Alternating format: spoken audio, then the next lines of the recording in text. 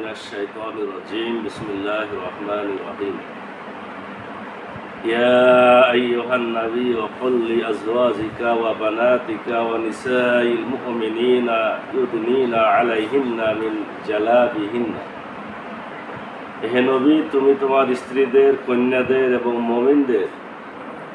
মুমিনদের স্ত্রীদের বলো তারা যেন তাদের চাদরের কিয়দংশ নিজেদের উপর ঝুলিয়ে দেয়।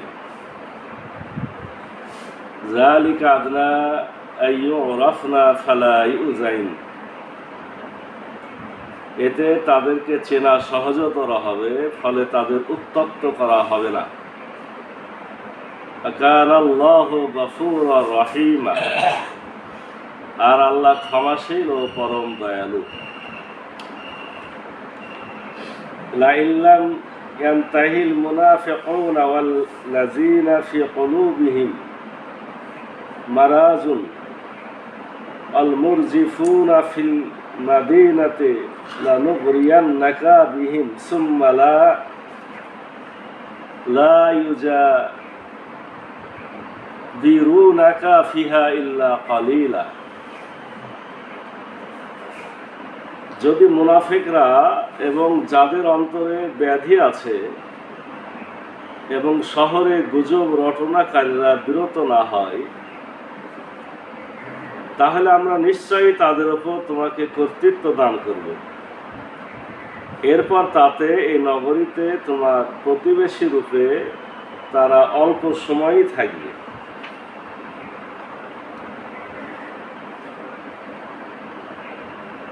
মালউনিন, অভিশপ্ত হয়ে, আইনামা সুকিফু উখিজু ওয়া কুতিলু তাকতিলা, তাদের যেখানেই পাওয়া যাবে সেখানেই ধরা হবে এবং পুরোপুরি হত্যা করা হবে। সুন্নাতাল্লাহি ফিল্লাযীনা খালাউ মিন ক্বাবল, পূর্বে যারা অতীত হয়ে গেছে তাদের ব্যাপারে এটাই ছিল আল্লাহর রীতি। আলান তাজিদা লিসুন্নাতিল্লাহি তাবদীলা, আর তুমি কখনো আল্লাহর রীতিতে কোনো পরিবর্তন পাবে না। ইয়াসালুকান নাসু আনিস সাআহ, লোকজন তোমাকে কিয়ামত সম্পর্কে জিজ্ঞাসা করে। কুল ইন্নামা ইলমুহুমা ইনদাল্লাহ, বলো এর জ্ঞান কেবল আল্লাহরই আছে। ওমা ইউদরিকা লাআল্লা সাআতা তাকুনু করিবা, আর তুমি তা কি করে জানবে, সম্ভবত কিয়ামত নিকটবর্তী।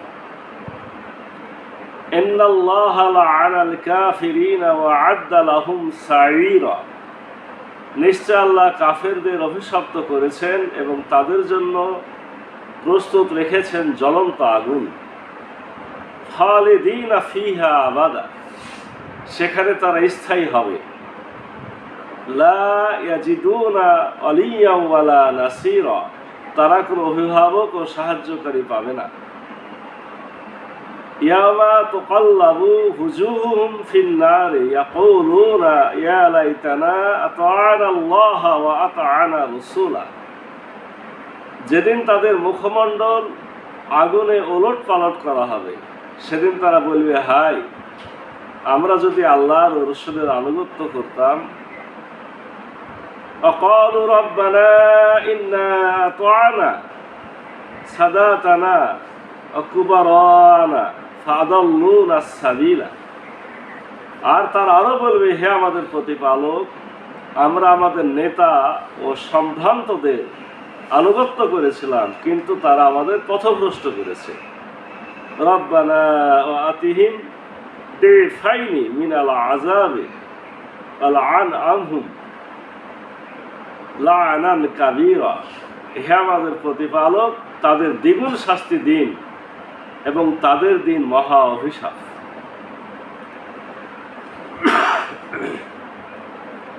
আমরা আজকে সূরা আহজাবের আরো একটি রুকু, পঞ্চম রুকু 59 নম্বর আয়াত থেকে 68 নম্বর আয়াত তেলাওয়াত করলাম, অর্থ বললাম। আজকের রুকুর প্রথম দিকে গত দিনের আলোচনার ধারাবাহিকতা, অর্থাৎ পর্দার বিধান, এখানে স্পষ্টভাবে বলে দেওয়া হয়েছে যে তোমার স্ত্রী যে কোনো কাজ শুরু করতে হলে নিজের ঘর থেকে শুরু করতে হবে। পর্দার বিধানের এটাই প্রথম আয়াত। আল্লাহ বলছেন যে তুমি কি করবে হে নবী, তুমি তোমার স্ত্রীদের, কন্যাদের এবং মুমিনদের স্ত্রীদের, নিজের স্ত্রী কন্যা, মুমিনদের স্ত্রী কন্যা, এদের সবাইকে বলে দাও তারা যেন তাদের চাদরের কিছু অংশ নিজেদের উপরে ঝুলিয়ে দেয়। এখানে আপনার যে শব্দটা আছে জালাবিহিন্না, জিলবাব, অর্থাৎ যে কাপড় পরবে, কাপড়ের ওপরে একটা চাদর পরবে, সে চাদর নিচের দিকে ঝুলে থাকবে। অর্থাৎ এটাই ছিল আগেকার পদ্ধতি। এখন যে বোরখার পদ্ধতি, এটা মানুষ পরবর্তীতে সহজ করার জন্য আধুনিকভাবে তৈরি করেছে। মূলত পর্দা হলো যে একটা মহিলা যে কাপড় পরে, এই কাপড়ের পরে উপরে মাথা থেকে গা পর্যন্ত একটা বড় চাদর সে জড়াইয়া দেবে। এমনকি জালাবিহিন্না এর ব্যাখ্যা দেওয়া হয়েছে যে চাদরটা এমনভাবে মুখমণ্ডল সহ জড়ানো হবে যে শুধুমাত্র একটা চোখ বের হয়ে থাকবে, মানে যাতে সে দেখতে পায়। ওপর থেকে নিয়ে এইভাবে জড়ায়, এইভাবে টেনে নেবে যাতে কোনোভাবে একটা চোখ থাকে দেখার জন্য। তখন এটাই ছিল পদ্ধতি, এছাড়া কোনো ভালো পদ্ধতি ছিল না। এই হলো পর্দার বিধান। আল্লাহ নির্দেশ দিলেন যে তুমি তোমার স্ত্রীদের, কন্যাদের, মুমিনদের এইভাবে চাদর ঝোলা দিতে বলো, এতে তাদেরকে চেনা সহজতর হবে। এর ব্যাখ্যা কি? চাদর পরলে চেনা যাবে? আমরা তো মনে করি চাদর না পরলে কি হয়, চেনা যায়। আল্লাহ বলছেন যে এইভাবে চাদর জড়াইতে বলো, তাহলে তাদের চেনা যাবে। হ্যাঁ, কথাটা সত্য। ভালো করে চাদর মুখ জড়াইলে আপনি হয়তো এটা আসলে কে চিনতে পারবেন না, কিন্তু একটা জিনিস চিনবেন যে এটা ভালো মানুষ, এটা পর্দাশীল মানুষ। আল্লাহ এই কথাটা এখানে বলেছে যে মুমিনদের স্ত্রী, তোমার স্ত্রী, তোমার কন্যা যদি এভাবে চাদর মুড়ি দেয়, লোকেরা জানবে যে এগুলা হলো ভালো মানুষদের মেয়ে বা স্ত্রী। উমর ফারুক রাদিয়াল্লাহু আনহুর সময়ে একজন আপনার দাসী চাদর পরেছে, চাদরের উপরে আবার ওই মতির মালা পরেছে। মানে ভদ্র মানুষ কি আবার চাদর পরবে, চাদরের উপরে আবার মতির মালা পরবে? করবে না। উমর রাদিয়াল্লাহু আনহু চিনে ফেলেছেন, এই তুমি কেন চাদর পরেছ? তাহলে তো তুমি মিশায়ে যাবে। এর অর্থটা কি? এর অর্থ হলো যে তখনকার সময়ে যারা দাসীবাদী, নর্তকী, খারাপ মানুষ, তাদের কাপড় ছিল এরকম আপনার মালা বালা পরবে আর গায়ের উপরে চাদর পরবে না, এমনি জামা পায়জামা পরে হাঁটবে, অর্থাৎ পর্দা থাকবে না। বুঝবে গেলে খারাপ। আর এখন কি হয়েছে? উল্টা হয়ে গেছে না? এখন ভালো মানুষ, ভালো ঘরের সম্ভ্রান্ত মানুষ দাবি করছে, কিন্তু একবার এমন পোশাক পরছে, মানে দাসীবাদীর পোশাক এখন ভদ্র মানুষ যারা দাবি করে তারাই পরছে। আল্লাহ আরো কত সহজ করেছেন যে ফলে তাদের উত্ত্যক্ত করা হবে না।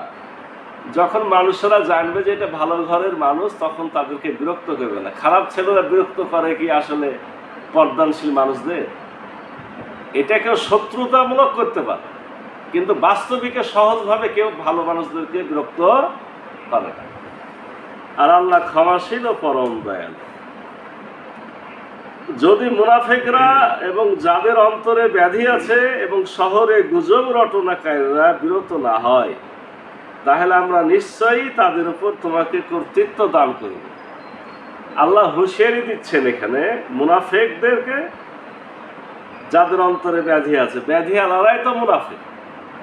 আর যারা গুজব রটনা করে, খারাপ কথা প্রচার করে, মায়েশা রাদিয়াল্লাহু আনহা, জয়নাব বিনতে জাহাশ রাদিয়াল্লাহু আনহু, বিশেষ করে জয়নাব বিনতে জাহাশের সাথে বিয়ে শাদীর পরে অনেক আজে বাজে কথা মুনাফিকরা ছড়াইছিল। তো রব্বুল আলামিন এই সূরার শেষের দিকে এসে বলছেন যে এই মুনাফিক এবং যারা গুজব ছড়াইছে এরা যদি বিরত না হয়, হে রাসূল আপনি চিন্তা করেন না, আপনাকে এমন কর্তৃত্ব দান করব যে তারা অতি অল্প সময় মদিনাতে থাকতে পারবে। অর্থাৎ রাসূল সাল্লাল্লাহু আলাইহি সাল্লামকে এমন নেতৃত্ব, কর্তৃত্ব, এমন ক্ষমতা দেওয়া হবে এরা এই মদিনাতে থাকার সুযোগই পাবে। বাস্তবিকই পরের ইতিহাস হলো এদের স্থান মদিনাতে হয়নি। আল্লাহ বলছেন যে কদিন তারা থাকবে অভিশপ্ত হয়ে থাকবে। আপনার এমন অভিশপ্ত ছিল যে, যেমন মনে করেন যে আব্দুল্লাহ ইবনে উবাই মুনাফিকদের নেতা, এ তো ছিল, অনেক দিনই ছিল, মারাও গেছে, আল্লাহ রাসূল জানাজা পর্যন্ত গেছে। তো সবাই ছিছাক্কার করতো, নিজের ছেলে পর্যন্ত তাকে ইজ্জত দিত না। তাহলে ওই বাহাদুরের কোনো মূল্য আছে? নিজের ছেলে মদিনাতে এসে রাস্তায় ঘেরাও করেছিল যে আপনাকে মদিনা ঢুকতে দেবো না। শেষে আল্লাহ রাসূল সাল্লাল্লাহু আলাইহি সাল্লাম এসে মীমাংসা করে তাকে ঢোকাতে সুযোগ করে দিয়েছে। আর যারা আপনার ইহুদি ছিল তারা তো সবাইকে বহিষ্কার করা হয়েছে। আল্লাহ বলছেন যে তাদের যেখানেই পাওয়া যাবে সেখানেই ধরা হবে এবং হত্যা করা হবে। যে এরকম পরিবেশ চলে আসবে, এরকম শয়তানি বদমাশি করলে তারাকে বাঁচিয়ে রাখা হবে না। পূর্বে যারা অতীত হয়ে গেছে তাদের ব্যাপারে এটাই ছিল আল্লাহর রীতি, যে এই নির্দেশনা যুগে যুগে ইসলামী রাষ্ট্রে বসে থেকে ইসলামের বিধান কায়েম হওয়ার পরে নবী রাসূল উপস্থিত থাকবে আর তার বিরুদ্ধে ষড়যন্ত্র করা হবে, তার পরিবার নিয়ে মিথ্যা কথা রচনা করা হবে, সমাজে মিথ্যা গুজব রটনা করা হবে আর তাদেরকে বাঁচিয়ে রাখা হবে। এটা কোনোদিনই বিধানে ছিল না। এটা আগেও এই রীতি ছিল যে তাদেরকে বহিষ্কার হত্যা করা হবে, এখনো তাই। আর তুমি কখনো আল্লাহর রীতিতে কোনো পরিবর্তন পাবে না। আল্লাহর যে নিয়ম নীতি দুনিয়ার সৃষ্টি থেকে এখন পর্যন্ত একই নীতি আল্লাহ রাব্বুল আলামিন কায়েম রেখেছেন। এরপরে কয়েকটি আয়াত কিয়ামত সম্পর্কে আল্লাহ বলছেন, লোকজন তোমাকে কিয়ামত সম্পর্কে জিজ্ঞাসা করে, বলো এর জ্ঞান কেবল আল্লাহরই আছে। স্পষ্ট কথা যে কেউ যদি কিয়ামত সম্পর্কে আমাকে আপনাকেও জিজ্ঞাসা করে তো কি বলতে হবে? যে ভাই এটা তো আমরা জানি না, এটা আল্লাহ জানে। তা আমরা কিছু এখন আলেম ওলামা বুদ্ধিমান বেশি তৈরি হয়েছি, আমরা বলে ফেলছি যে কিয়ামত মনে হয় এখনই হবে। না, এই বলার অধিকার আমার আপনার নাই। কি বলতে পারবেন সেটা আল্লাহ বলছেন। আল্লাহ বলছেন এই জ্ঞান কেবল আল্লাহরই আছে, আর তুমি তা কি করে জানবে? সম্ভবত কিয়ামত নিকটে। ধরো যে কিয়ামত কাছে, এই কিয়ামত কাছে মনে করলে একটা লাভ কি হবে? যে আমার আপনার প্রস্তুতি ভালো। নিশ্চয় আল্লাহ কাফেরদের অভিশপ্ত করেছেন এবং তাদের জন্য প্রস্তুত রেখেছেন জ্বলন্ত আগুন। কিয়ামত কবে হবে সেটা চিন্তা না করে বোঝা দরকার। যদি তোমরা কুফরি করো, আল্লাহর আয়াতকে অস্বীকার করো, ইসলামের বিধান না মানো, তাহলে আল্লাহর অভিশাপ নাজিল হবে এবং বিচার আচারের পরে কিয়ামতে আদালতে আখিরাতে রায়ের পরে তোমাদেরকে জ্বলন্ত আগুনে প্রবেশ করানো। এটা হলো সোজা কথা। তোমরা চেষ্টা করো ভালো হওয়ার, খারাপ থাকলেই অবস্থা হবে। এবং যারা জাহান্নামে যাবে সেখানে তারা স্থায়ী হবে, তারা কোনো অভিভাবক ও সাহায্যকারী পাবে না। দুনিয়াতে বিপদে পড়লে এখন যারা কাফের, মুশরিক, বেদিন, খারাপ, তাদেরই সাহায্যের রাস্তা সহজ। অনেক লোককে পায়, ডাক দিলেই পায়। আর আল্লাহ বলে দিলে যে সেদিন তাদের কোনো অভিভাবকও নাই, তাদের কোনো সাহায্যকারীও নাই। যেদিন তাদের মুখমণ্ডল আগুনে উলট পালট করা হবে। কেমন ভয়ঙ্কর কথা বলে।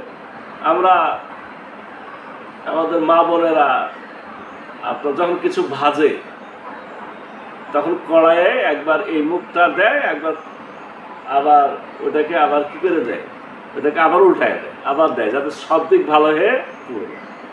শব্দটা এরকমই না, যে যেদিন তাদের মুখমণ্ডল আগুনে উলট পালট করা হবে।